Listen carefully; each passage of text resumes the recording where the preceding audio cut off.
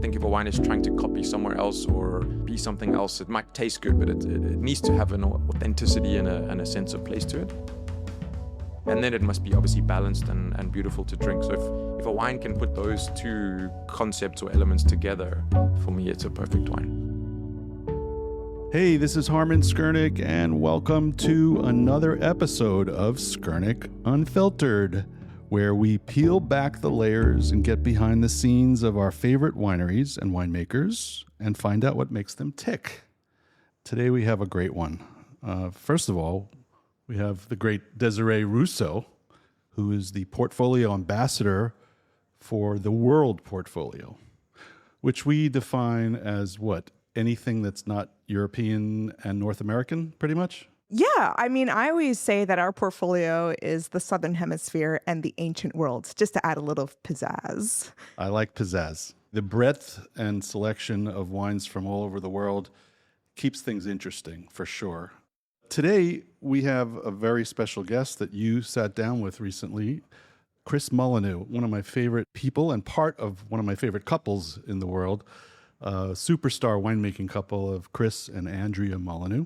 Chris is South African and Andrea is American. Correct.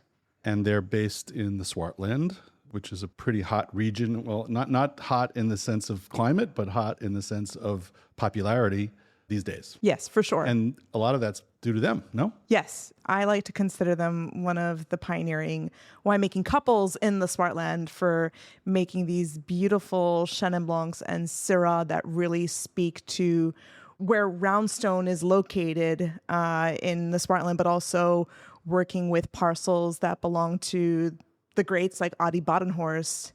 And I'm pausing because I'm being brought back to when I first went. And the Swartland is a life-changing region to visit because that's where you fall in love with South Africa, because it's the people, but it's also the soils. The soils are some of the oldest soils in the world. They're, 500 million years old. It's the oldest mother rock in the world that have been shaped by the movements of plates. And that's why we have these mountains of granite soils. And that's where you have Chris and Andrea's, Chenin Blanc and Syrah coming from, is from these granitic hills in some parts. And they just tell such a story of, it's not just about the varietals, it's about the soil, it's about just being surrounded by these mountains. Well, the soils are ancient, but Yes. The region as a winemaking region is not ancient. It's relatively new, right? It is relatively new, again, especially when we think about the viticultural history of Italy or France or Europe in general, but it is relatively Or even new. Stellenbosch. Yeah, so Stellenbosch has vineyards that were planted in the late 17th century. And you have plantings in the Swartland that date back to the 60s with the cooperative. 1960s. Yeah, 1960s, sorry. So it is relatively new, but it's also, you don't have those super old vineyards in other parts of South Africa, like let's say in Elgin, for instance. But the Swartland is exciting because it really puts South Africa on the map, because you have South Africa being a region that was known for bulk wine production. And now you have these parcels that really put South Africa on the map because you're making these Rhone-style wines. But the big focus for Chris and Andrea is that it's a Mediterranean climate. It's about capturing that Mediterranean sunshine, which you'll hear Chris Mullineux talk about in the podcast. And then it's also, you have this distinct diurnal shift at night, which just really shows in the wine, where you have the acidity almost like glitters on the palate. Chris, I believe, is the grape grower, vigneron. Yes. Whereas Andrea is the winemaker. Yes. And they also are extremely serious about grape growing and organic, regenerative, all that sort of thing. They're certified regenerative. I don't think there are that many vineyards in the world that are certified regenerative. Yeah, so they are certified ROC, regenerative organic certified. Correct. Yeah. And at the time of the podcast, they were not certified. And we just found out just a couple of weeks ago that they've received this. Oh, so it's recent, just like this year. Yes. Literally, we got a press But release. I was talking to Chris about it at our grand portfolio tasting, and he said they're not interested in putting that on the label. I mean, it is something they do because it's the best way to farm. It's the best way for the earth and for the soils to be healthy. They're not really interested in making it a marketing push, but it's great for us to know how serious they are about this organic regenerative farming. 100%. And I think also it's a very holistic way of looking at it. It's not just about grape growing. It's about like how they have cattle on the lands to, again, to be able to generate compost, but it's also about looking after their team as well. So it's a very holistic approach of how they are really changing that game, especially in South Africa. It's this whole way of just looking after how that project just like comes together. And it's really, again, about celebrating people. It's about celebrating the soils. It's about celebrating, two varietals that I believe really put South Africa on the map, which are Chenin Blanc,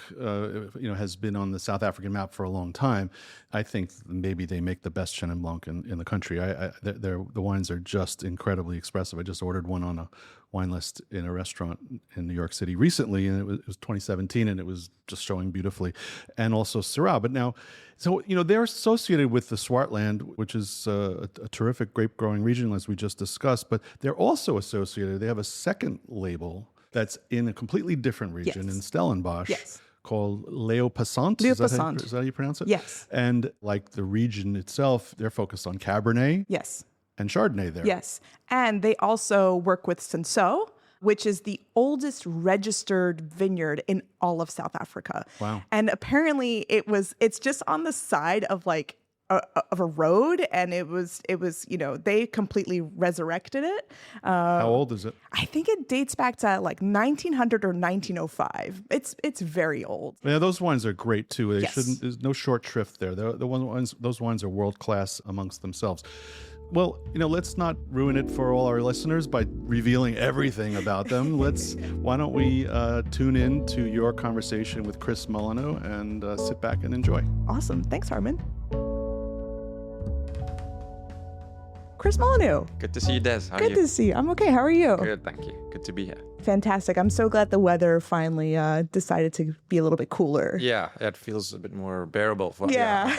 I come from a very dry place, so the humidity Do you now? gets to me. I know. Humidity is not fun. Yeah. Speaking of like where you're from, tell us where in the world you're looking and who are you? Because I'm from a region called the Swartland, just outside of Cape Town in South Africa. So right on the southern tip of the African continent. So cool. I mean, I remember like visiting you in the Swartland, and I wanted to come back in my second life to be a grower in the Swartland just because of how magical it was. And so you are of Mullineux, and obviously Andrea, and you make the wines. First of all, let's start off. I think the story of how you guys met is really sweet. How did you meet, and what led you to go to this, to the Swartland? Cool. So yeah, I'm South African. I was born in Cape Town, grew up there, studied winemaking in Stellenbosch, which is the wine capital, I suppose, of South Africa. Also studied something else before that, but wine is my thing. Traveling around the world as young winemakers do, doing internships, and met this amazing Californian winemaker, Andrea.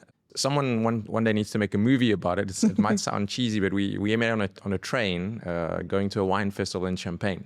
Of course. So yeah, we had an awesome weekend together, and then just happened to be working both in the south of France for the next 4 months. So just spent a lot of time together, bonded and connected over the amazing wines of the Mediterranean. Mm-hmm. And Andrea had already done a vintage in South Africa, so she'd worked to harvest in Stellenbosch. Okay. So it was pretty easy for me to convince her to come back. She already knew how awesome the country was.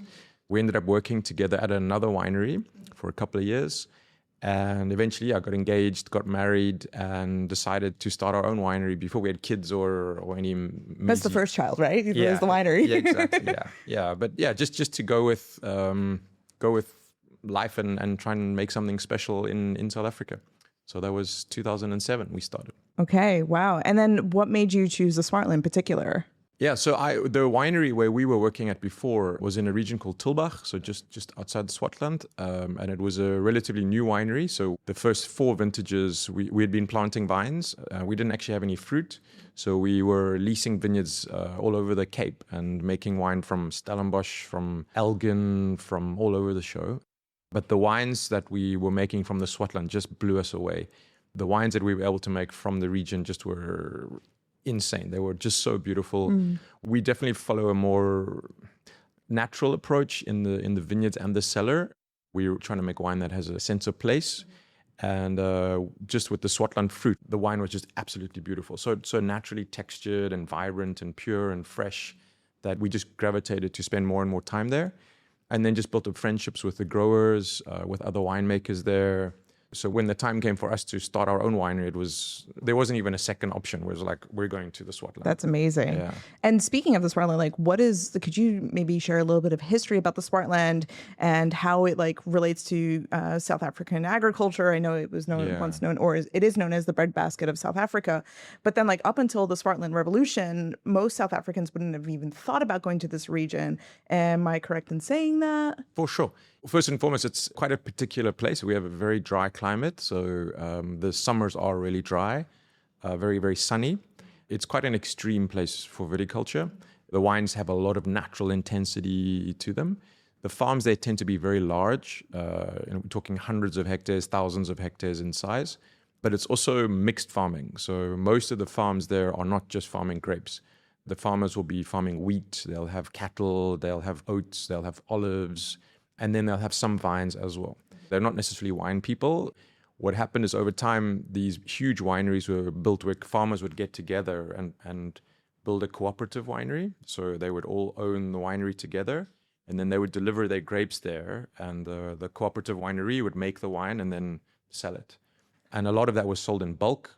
So the region was kind of known for a very long time for making just huge volumes of like supermarket wine, basically. But what was happening was you did have these incredible pockets of special vineyards, old vines that were there, that were being blended in with other maybe less interesting younger vines or the wrong variety. So people didn't really realize that there were these gems, there was this incredible potential in the area, but it wasn't being shown to consumers. So that was our opportunity. We being first generation winemakers, we haven't come from families who've owned vineyards or wineries before. We could easily go to the Swartland, go to these farms and identify the best sites, the best pockets of vines, lease the vineyards from the farmers. So we would farm them ourselves, so farm for quality, not for volume.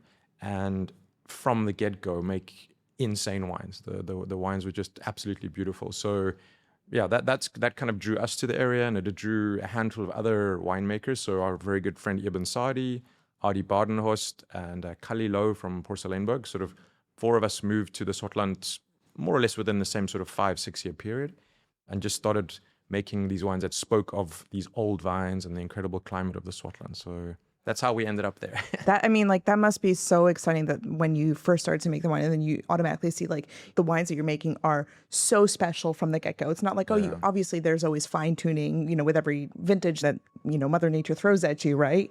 But to be able to have that like moment of there's something incredible here and we want to shout about it. I can't even getting goosebumps just thinking about it. And I think like soil is obviously super important for you, and you give your top cuvées the names of your terroir series for Syrahs, but also the Chenin. But what else stands out for the Swartland? We have a very dry, sunny climate. So that is a very big part of the character of the region. Mm-hmm. Swartland's a very big region if you look at it on a map, but it's dry and sunny everywhere. There's not regions where we get a lot of rain in one corner and it's dry in others. So that's kind of an overall dominating effect in the climate. So obviously certain varieties thrive there. Things like Grenache, Mediterranean varieties that are well adapted to dry conditions, they thrive there. Whereas varieties like Cab or Merlot or Pinot, they're going to struggle. So I think that's one of the exciting things that's happening within the whole of South Africa over the last 15 years is regions are focusing on what works for them. Right. And that's made South Africa become so exciting because we're not just trying to make any old wine. We're really thinking about our place. It's important that we work with the right grapes. But then we've discovered that Swartland is a large area. It has different mountains, and the mountains are very different from each other. They're made out of different bedrocks. The soil is very ancient. Some of the soil is very decomposed, very weathered. So very, very deep soils, particularly the granitic soils we have. And that allows the roots of the vines to dig down deep and find moisture, even though we have this dry climate. So they make very particular, very precise, very linear wines that go with that incredible texture. But then you just travel 4 or 5 miles away, you get to another mountain, Kastielberg, which is brown slate soils, which you would find in the Mosel or in the Rheingau or Côte-Rôtie. Very shallow, very rocky soils, completely different to the granitic soils. But the weather is the same, the climate is the same. So you can imagine that completely different soil makes the vines grow in a completely different way. Yeah. And the expression that we get in the glass is completely different as well. I use this phrase that I steal from one of your tasting notes is you had this ability to take a magnifying glass. And Yeah. I just find that so fascinating. And also the winemaking, I assume, is also pretty much the same across, especially for the single terroirs. And so obviously we have the Swartland, but how does that, different from like the more, historic regions, let's say Franschhoek or Stellenbosch? I think one of the other cool things about South Africa is you've been, so you can land in Cape Town, and within an hour from Cape Town, you can pretty much visit every wine region. Obviously, you can go north or northeast or directly east or even southeast.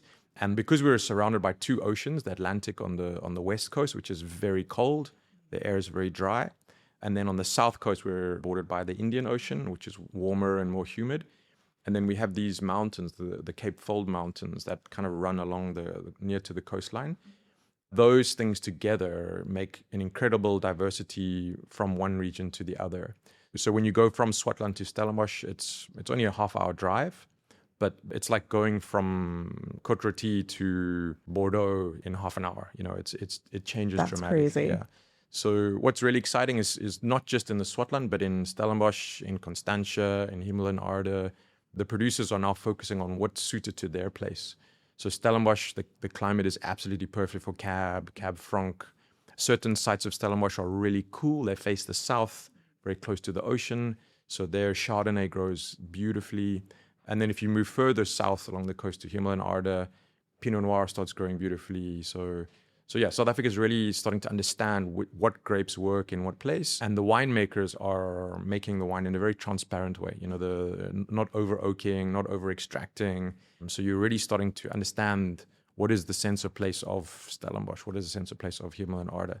So it's for me a super exciting time to be a winemaker in South Africa. Yeah. Yeah, no, I think also the other thing that folks may not realize also with South African wine growers is that there is also a sense of camaraderie. And, as we say here, the rising tide lifts all ships. And I find that so beautiful. Like you're all basically gassing each other up, which is amazing. And it just like raises awareness. And you're a pioneer. And how have you seen the Swartland change since you've been making wine? I mean, I always like to think about how, Eben Sadi, he was probably like one of the lone winemakers in the Swartland, and then you're starting to see all this talent that come in.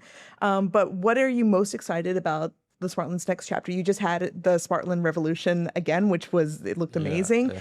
But I also know that there was a couple of Instagram shots of people drinking your Assyrtiko in Greece, which I think is so cool. Yeah, your first point just about the camaraderie, it's fantastic. We're a relatively small industry in South Africa. There's I think 600 producers in the whole country. There is a real sense of working together and build the reputation of South Africa together, not just in Swartland, but across the whole country. So it's really very special, and it's real, and it's an authentic thing. So it's awesome. And that sharing of experience, sharing of knowledge, sharing of ideas it really helps us learn from each other and improve everything we do. So it's one of the secrets of why South Africa is so exciting. About Swartland in particular, the revolution you mentioned, it was a festival that we started 15 years ago in the region to bring attention to how exciting the region was. People had thought that Swartland was all about bulk wine, supermarket wine, and we had started bottling these, what we thought were incredible wines from this beautiful landscape, and we wanted to bring people to the region to see it firsthand. So we started the festival to change people's perceptions, and it was really remarkably successful to doing it. But in terms of the next chapter of Swartland, I think what we've learned over the last sort of 10 years, particularly, is how important farming is. Being bordered on the west coast by the cold Atlantic, the air there is very, very, very dry. So that is, I think, going forward for us, a big challenge. And what we've learned is that farming naturally with cover crops, with mulches, with composts, really helps to buffer our vines against that. Covering the ground with mulches, growing cover crops also to keep the soil cool, to keep the soil covered. And over time, that plant material breaks down and puts carbon into the soil, which acts as a sponge to hold the water. So where our vineyards have been farmed naturally for longer, we've seen them almost not notice the dry vintages. They really are super well buffered against really dry weather. So more and more we're focusing on how we farm, not just what we're doing in the winery. Yes, It's of course. really important. And we're doing that because we firmly believe it's really the best way to make fantastic wine over the long term. Yeah. I thought that was so impressive when we visited last time, the fact that you are recycling all of your water and you have this natural system of the reeds, catching everything, all any materials other than grapes, which I think is, again, impressive. And I think you're also about to go off the grid for electricity too. Yeah, well, yeah. I mean, so basically we're in a very rural place. So we have no municipal water. Like, we have to be totally self-sufficient in terms of water. We don't get supplied any water from anybody except what falls out of the sky. So we have to collect that water in our lakes, reservoirs for using, and electricity as well. Yeah, we've got a lot of sunshine in South Africa. So yeah, using solar just makes total sense. Kind of our location has forced us to be resilient and as sustainable as possible. And looking forward to the future, yeah, you mentioned Assertico. We have planted a whole lot of new grape varieties, but probably 20 different varieties: Verdelho, Macabeo, Vermentino, Roussanne, Ledorno, Prelude, many new varieties. And I think that's looking forward to the next chapter. We know Chenin Blanc, which we're going to taste just now, is incredible in South Africa and specifically Swartland.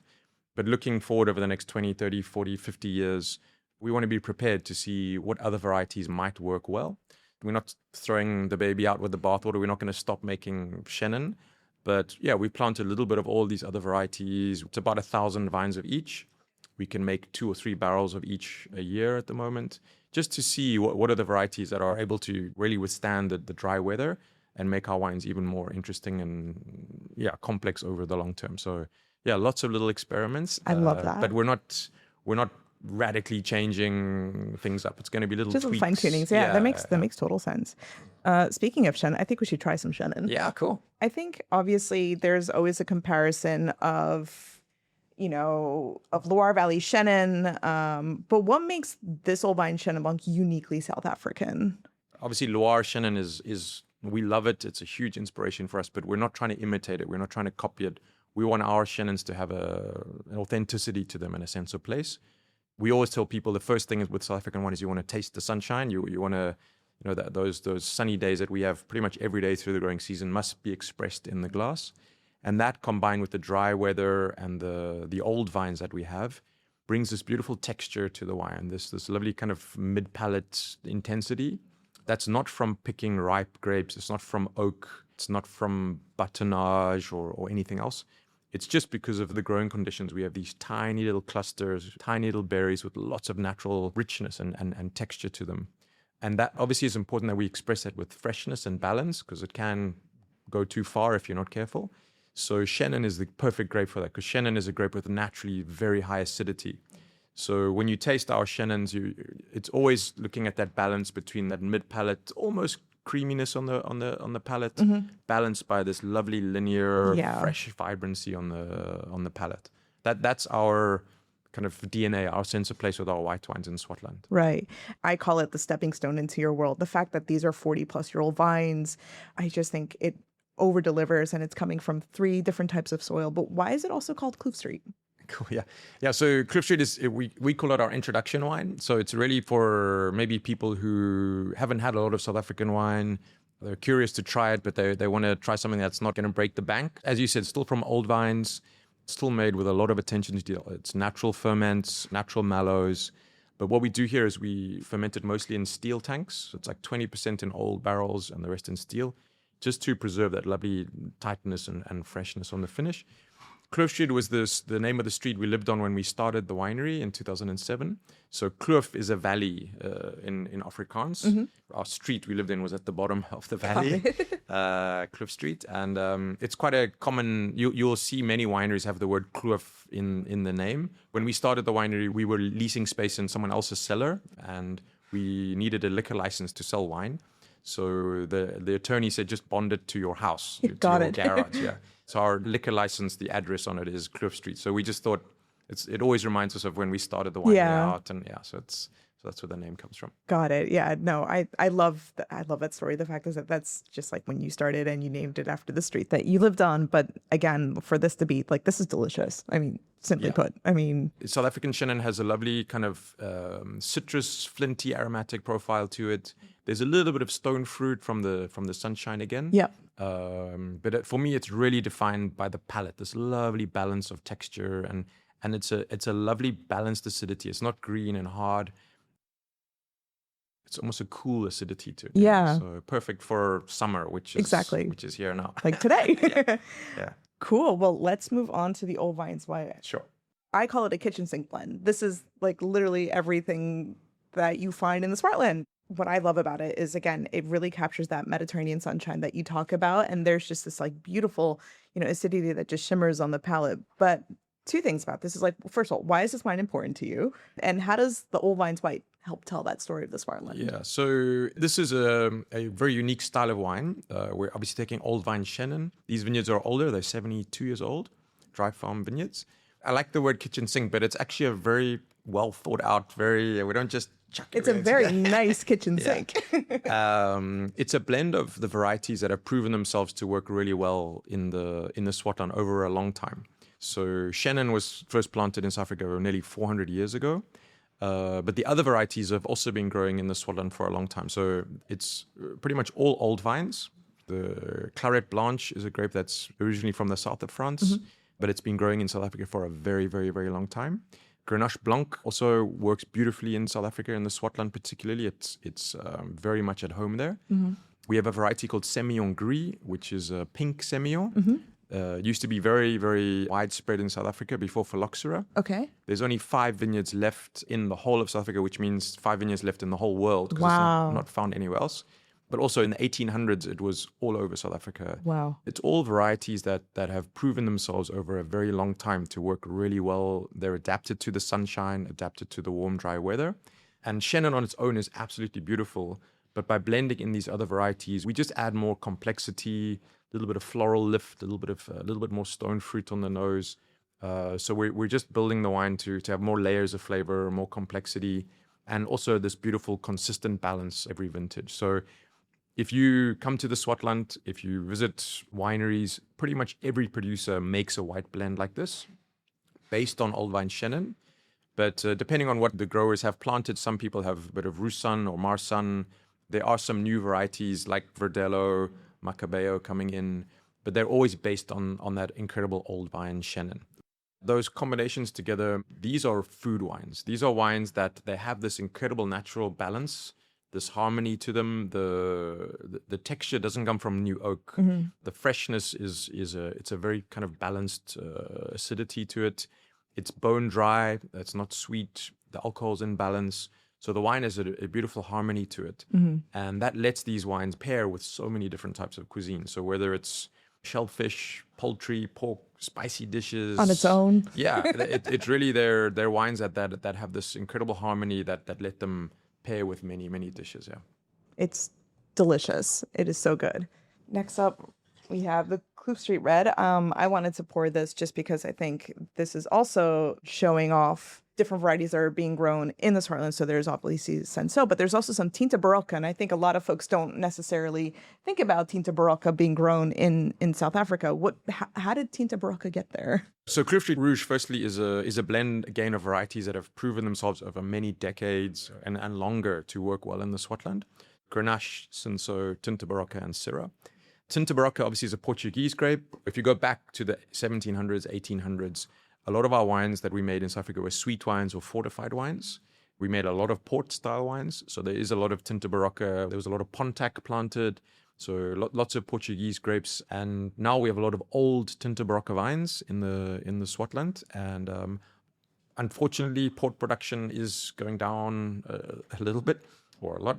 So there's a lot of these old, amazing Tinta Barocca vineyards that we have in the Swartland that are just beautiful, and they make incredible wines. Tinta Barocca is quite a powerful grape. It's got a lot of kind of wild tannin and a lot of intensity. So it's interesting. It is the one wine that we do ferment a bit differently in the cellar. We have quite a short time on the skins, normally about sort of 4-5 days only. Whereas all the other wines the reds are 3, 4, 5 weeks on the skins. But it's just we've learned to be a little bit careful with it. The tannins can be really Yeah. intense. So yeah, Cliff Street Rouge, it's a great wine to introduce people to, again, to what South Africa is about. Made from old vines, natural ferment, a little bit of whole cluster ferment, pressed, and then this wine is aged in very large old vats, sort of 5,000 liter old vats. So no new oak at all on the wine. So the intensity again comes from the age of the vines and the beautiful climate we have. And when we taste the Swartland reds, particularly, what defines them for me is the beautiful tannins. We in Swartland have they're firm tannins, but they have this silkiness to them. They're beautifully balanced and harmonious, even when the wines are young. They're so gentle. They're there for sure, but it's not overpowering whatsoever. And that fruit, and still like that acid just comes out and just holds everything together. All right, let's taste the Syrah. Syrah is a huge focus of ours. Like Shannon, it's a grape that's really proven itself to work extremely well in the Swartland. So it's a grape we love because it's just perfectly adapted to the region. If you think of our climate, it's very, very similar to the Rhone Valley, particularly the northern Rhone Valley. And we just happen to have these very similar soils, the granite-based soils like what you would find on Coronas or Hermitage, schist soils, brown slate soils that you happen to find in Kudriti. So we find that Syrah is just perfectly at home in the Swartland. Having said that, we're not trying to make an imitation of anything. We want to make our own expression. We want the wine to taste like it comes from somewhere unique. The big difference where we are is there is a bit more UV. There is more sunlight, more sunshine in the Swartland. And again, that for me comes down to a lot of it is on the palate, that little bit more density, a little bit more texture, and those lovely, lovely silky tannins. It's quite easy for me to spot Swartland Syrah versus something from the Rhone Valley or Sonoma or Australia because of just the tannins, those lovely fine tannins. Right. Super gentle, but very present. And I think there's also something like really beautiful about it is that there's this lovely like earthiness about it, but it's not shouty, which I think is beautiful. And I think this also comes from 3 different soils, right? Yeah, we do bottle some single vineyard Syrahs from specific soil types, which are super geeky, super awesome wines. But the Mullineux Syrah, here we're using the different soil types to work together. So it comes from granite soils, schist soils, quartz-rich soils as well. Quartz is like silex and iron soils. Now it's 4 soil types together. The granitic soils bring beautiful perfume, a lovely linear acidity. The iron-rich soils bring this beautiful texture and silkiness on the palate. The schist soils bring structure. They bring the chalkiness, the tannins to the wine. And then the quartz soils, quartz is a very white, reflective rock. So you can imagine the sun is shining from above and reflecting them from below. So it has a lot of fruit on the nose. It really brings this beautiful fruit energy to the wine. So it's a Syrah, but it's a blend of these different sites together, which makes the wine, again, beautifully complex, beautifully layered. Yeah. Delicious. I mean, like 10 out of 10, no notes. It is just absolutely wonderful. But you also have another project, which is Lupusant. So what inspired you to establish Lupusant? Mullineux is all about Swartland. We're very, very focused on the region. It's part of our DNA for Mullineux. But we were also aware of incredible vineyards outside of Swartland in other places, in Wellington, in Franschhoek, in Stellenbosch, and elsewhere. So in 2014, we started a brand new winery. It's based in Franschhoek. The winery is called Lupusant. And Lupusant is our avenue to work with and harness these incredible vineyards outside of Swartland. So it's just a way for us to explore and celebrate the rest of the incredible vineyards in South Africa. It's a relatively small winery, so we're producing about only sort of 50,000 bottles a year and working with what we think are some of South Africa's most special vineyards and vineyard sites, yeah. And I think also with Lupusant is you also are working with South Africa's oldest red wine vineyard. Yeah, exactly. A vineyard that was planted in 1900. So Crazy. It's just turned 125 years old this year. 125 years young. Yeah, exactly. Well, it is young. It's still producing beautiful fruit. It's still a very healthy vineyard. Yeah. So that's one of the vineyards we work with for Lupusant. Yeah. Amazing. Well, if you could just pass me the Cabernet. I'll pour it for you. Oh, thank you. With folks who are starting to get to know about South Africa, obviously we have the regions and we have districts, but this comes from the Helderberg Mountain. Could you talk a little bit about how you're now starting to focus on specific wards, which are basically appellations? How does the Helderberg Mountain compare to other, areas of Stellenbosch? It's a really interesting question. Stellenbosch itself is it's not a huge wine region if you look at it on a map, but it's extremely diverse. There are 3 mountains in Stellenbosch. One is the Helderberg, which is right in the south, very close to the ocean. Then you have Simonsberg, which is a little bit further inland. It's not far. It's probably only sort of 6-7 miles away from a Helderberg, but you're going further inland and you're getting much less of a maritime influence. And then you have this other sort of mountain range, which is it's much lower hills, Polkadry, Botteleray Hills. And those mountains kind of have a huge effect on the kind of microclimates of Stellenbosch. Botteleray is right in the north. The slopes actually face north, so you're looking straight into the sun. You can't see the ocean. There's very little maritime influence there. So it's a great place for planting Syrah, for planting Cinsault. Pinotage grows nicely there. When you then move to Simonsberg, which is now sort of in between the other 2 mountains, you are closer to the ocean, but it's still, you can't quite see the ocean. So it's slightly cooler, and Cabernet starts to grow really well there. Merlot grows beautifully. Cabernet Franc grows beautifully there. And then when you get to the Helderberg, which is right in the south of Stellenbosch, the slopes face the south. So looking down on the ocean, it's much cooler, and it's much later as well. So we really love Cab that grows there. It's the latest part of Stellenbosch in terms of ripening. So we're picking fruit in March, almost into April, which is Really? It's like 2 months after we pick in the Swartland. That's crazy. But it's not a place where we get sort of jamminess or overripe aromatics. When you taste this Cab, it's pure, it's vibrant, the fruit is there, but the tannins are what I love about this wine. It's got this firm chalkiness. It's just this sweet spot for Cabernet where it just makes this Napa style, old European style of Cab. The real thing that I think Andrea does fantastically in the winery is she lets that be. She doesn't try and dominate it with new oak or small oak. She uses 500-liter barrels and even larger, like 2,000-liter barrels for this. So she's really letting that class, that purity and freshness of the Cab shine through. So it's an awesome one. It's a beautiful delicious. Cab, yeah. It is incredible. I like to think that all of these wines are perfect, but how would you describe a perfect wine? What is like your perfect wine?